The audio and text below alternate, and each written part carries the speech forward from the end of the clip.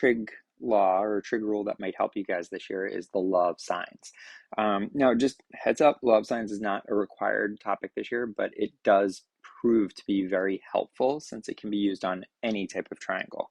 So typically when we're dealing with the law of sines, it's really just setting up proportions inside of a single right triangle with the side in ratio with the sine of its angle for each scenario. Now, really, when you're looking at your angles and letters, typically we're dealing with capitals here, so we're going to change these to capitals for angles and lowercase for our sides.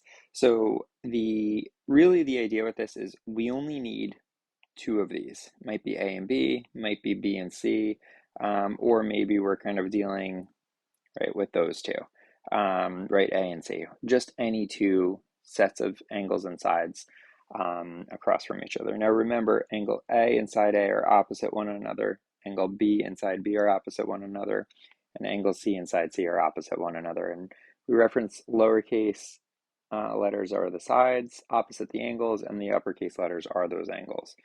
So let's take a quick look at how law of sines works. Again, we'll make sure our calculators are in degree mode, and we'll practice this a little bit.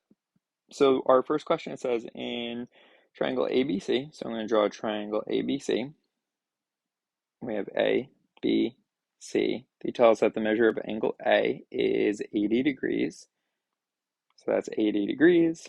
Angle B is 34 degrees. And side C is 16. So the side, again, opposite the angle, that's going to be the side right here. Our job is to find side B, which is opposite angle B. Now, the first issue we have here is that we don't have angle C, which if we're dealing with side C, we're going to need angle C. But lucky for us, we know there's 180 degrees in a triangle. So we could take angle C, we could add the 80 and the 34, and use that to help us find how many degrees are in angle C. So when we take 180, we subtract the 80 and we subtract the 34, we find out that angle C is equal to 66 degrees. Now we need a pair of sides from the same name side, so the angle and the side opposite. We really need those like two pairs of sides to make this work. So we have side C and angle C. We have angle B, and we're trying to find side B. So we're going to set up our proportion with the side over the sine of the angle, right? So B over the sine of B, which is B over the sine of 34 degrees, equals side C over the sine of the angle C. And really from here, it's just a matter of, let's cross multiply, let's solve. We have x times the sine of 66 is equal to 16 times the sine of 34. Now you guys can kind of like type this in if you want at this point. We can do 16 times the sine of 34, and we end up with x sine 66 equals, I'm going to write a few decimal places here, but I'm not going to round in the calculator. I'm going to just keep using those numbers. So 0.9 at the end here. Then we're going to divide both sides by the sine of 66. Now keeping in mind I am not rounding in my calculator, I'm using that final answer, or just don't type it in altogether. So I have this value, 8.94709, right? But the longer number in the calculator divided by the sine of 66.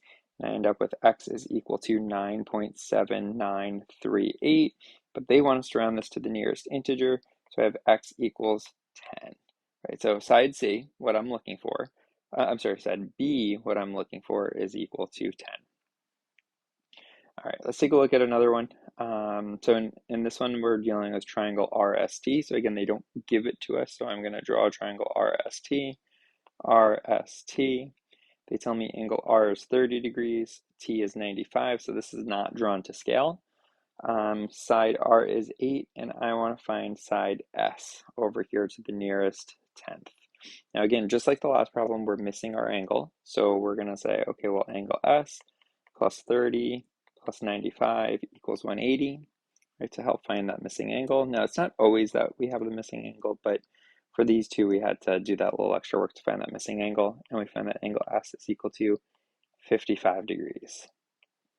So now I'm dealing with angle S and side S, which I don't know. I'm trying to find it. But I also know angle R and side R. So I can set up this ratio of r over the sine of angle r equals s over the sine of angle s. So in our case, when we substitute in, I have 8 over the sine of 30 equals s. If you want to use a different letter, you can here, over the sine of 55. Now when I cross multiply this, I end up with s times the sine of 30 equals 8 times the sine of 55. And this time I'm going to just kind of show without typing it in the calculator. We'll kind of type it in all at once. So we end up with s is equal to 8 times the sine of 55 divided by the sine of 30. And you guys can use the like alpha y equals button on your calculator to make this a little bit easier to type in. So 8 times the sine of 55, close those parentheses, divided by the sine of 30. And when we do that, we end up with 13.1064, but they want it to the nearest tenth, so side S is 13.1. All right, try a little practice, see how this goes. Again, sometimes it's helpful in those big triangle problems.